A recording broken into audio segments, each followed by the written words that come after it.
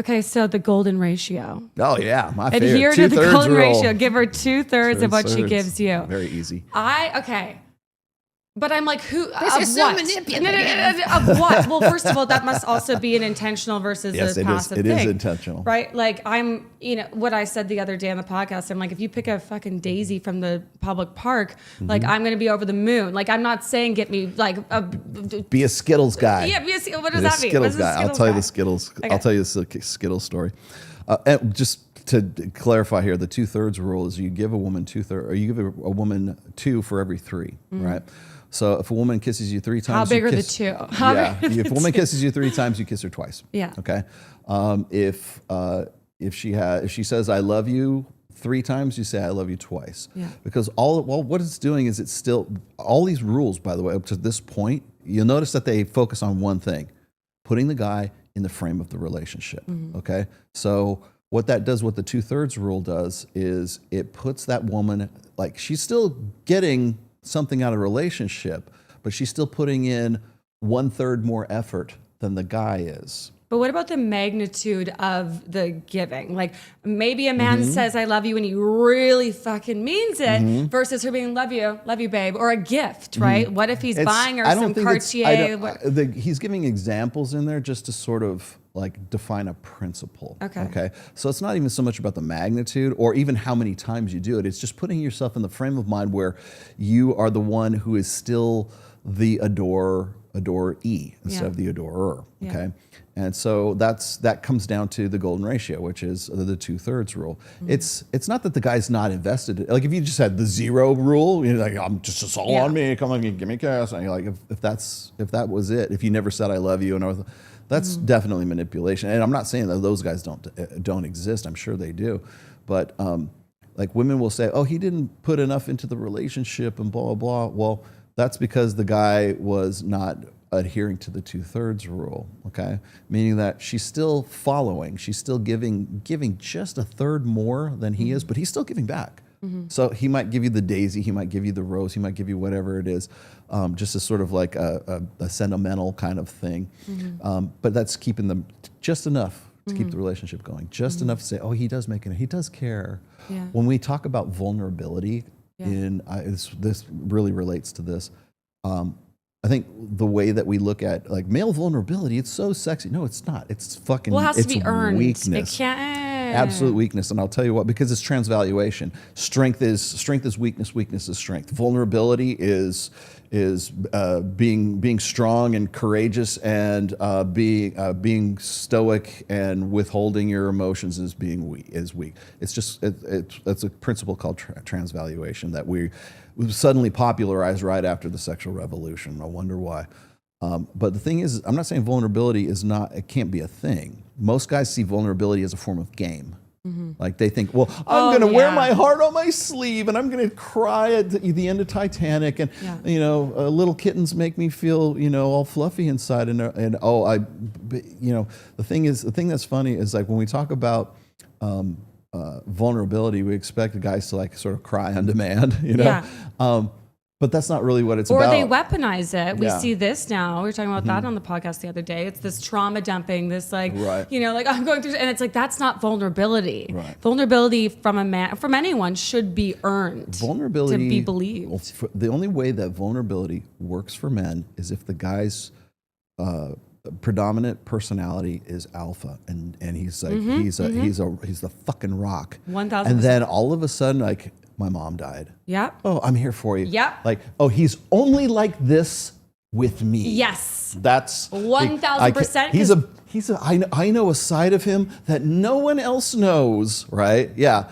And so if you were like, you look like The Rock and you're this big bodybuilder guy, and you're like, and suddenly just out of the blue, like something affects you, like. And it doesn't have to be somebody dying or something. It could be just something like he's like, Iron Eyes Cody, and like one little tear drops down, and so I'm the only one that can bring this out in him. Yeah. That right there is very valuable. That will lock a woman in, because she thinks she is the only one that can elicit that vulnerability or that response from him. Like, I'm just thinking of my ex, like he's mom. Never emotional.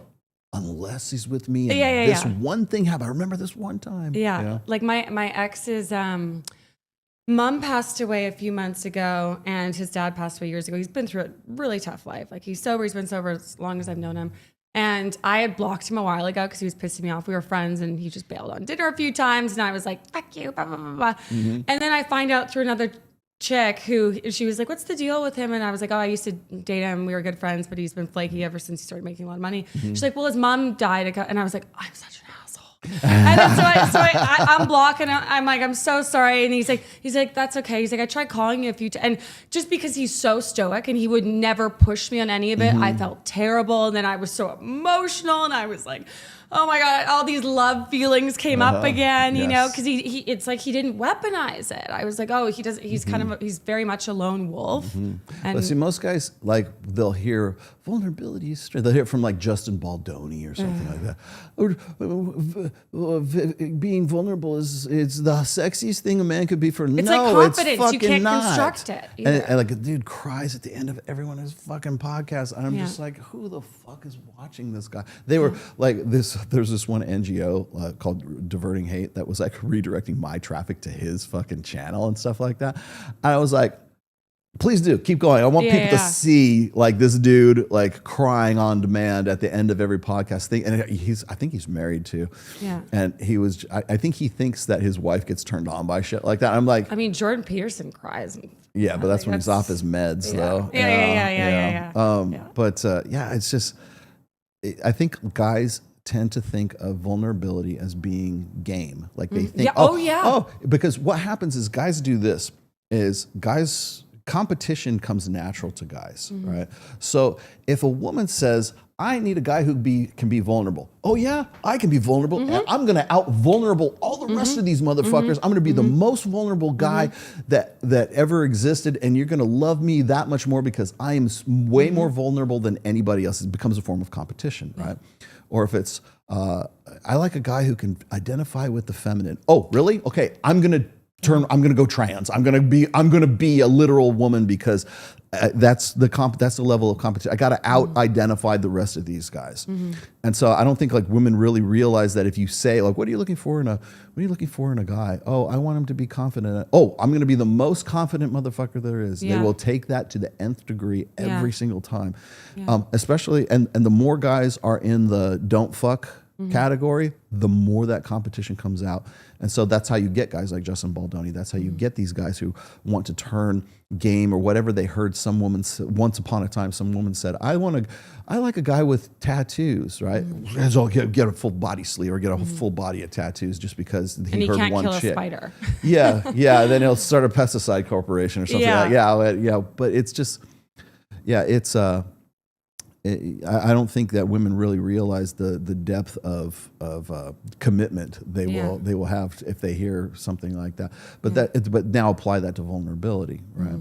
And then so I mean, what was the rule we were looking at? That was the give her 2/3. Give her 2/3. Okay, so the reason I brought up vulnerability for the 2/3 rule is because it's if my predominant character is I'm only giving you 2 for every 3, and we apply that to say something like vulnerability, I'm still going to give you a little bit of vulnerability, but it's got to be believable. Yes. It's got to be something that you could give me 1/3 of vulnerability, and like that's like 10x for me. Marry me. 1000%. Yes, exactly. Yeah. So, but again, everyone that we've talked about up to this point puts the man in the positive frame and puts the women into the man's world. Okay, and that's really what the basis of frame. I didn't make up frame. This is like a psychological term. Okay, frame is the world into which you enter. Now, frame doesn't necessarily have to be between men and women. It can be between you and your employer. It can be between, if you're in the military, it could be you and your CO.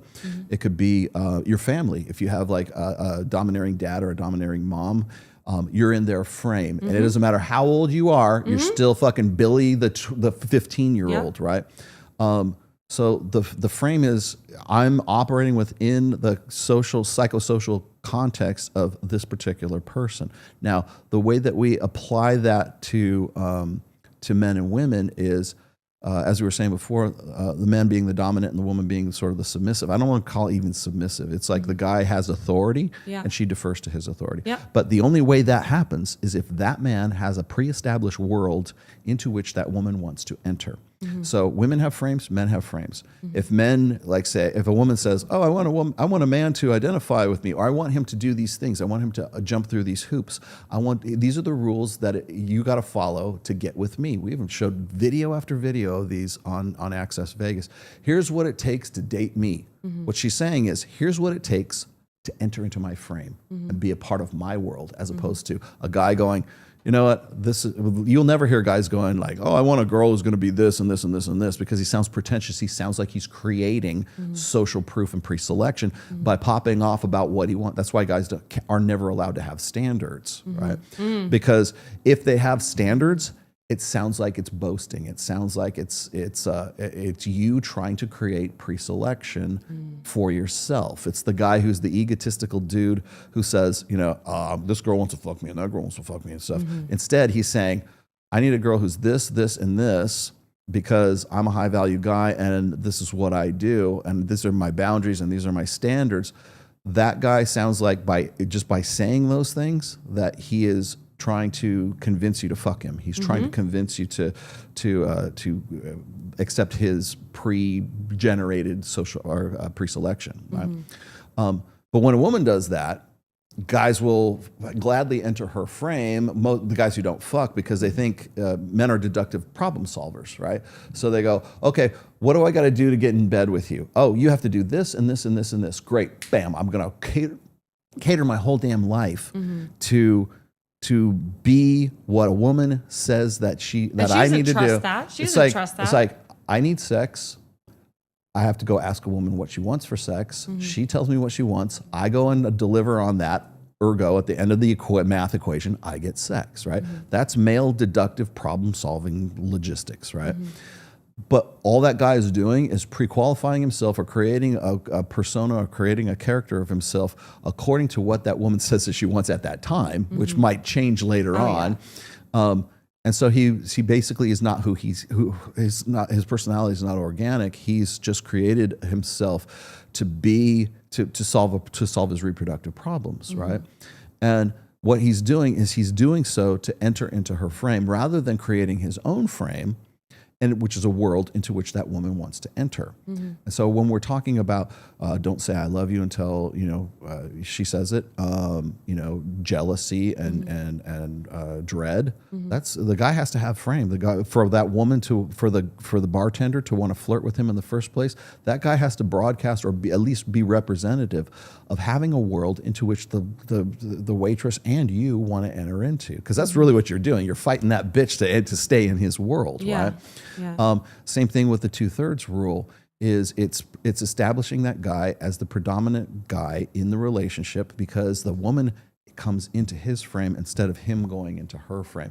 When a man goes into that woman's frame, that's when the woman says, "Oh, he's like it's like having another kid. It's like having another child. He's mother. Yeah. They have mommy issues. What is it? Man keeping. That's the new term. I got to man keep this guy. He's a man, but he wants me to do his laundry like his mom, blah, blah, blah.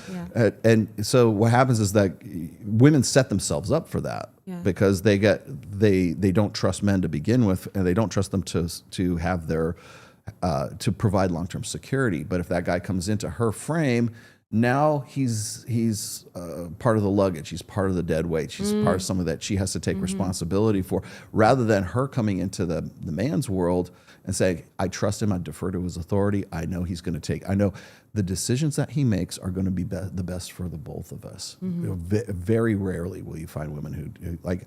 I retired my wife probably like 4 years ago, and she's firmly in my frame. She always has been, but she's firmly within my frame now because I make decisions and I do the things that I do because I see them as the best for me. And what is best for me is also best for my wife. It's best for my dogs. It's best for my mother-in-law. It's best for the people who are associated with me. It's best for the people who support me and my family and my friends. And that's really comes down to what I call mental point of origin, which is part of frame once again. So very few women will trust a man to the point where they will defer authority to him because they don't trust him to be the captain of the ship. Yeah. They don't trust him to make good decisions for himself or for the family, or they're not, he's not thinking about the family.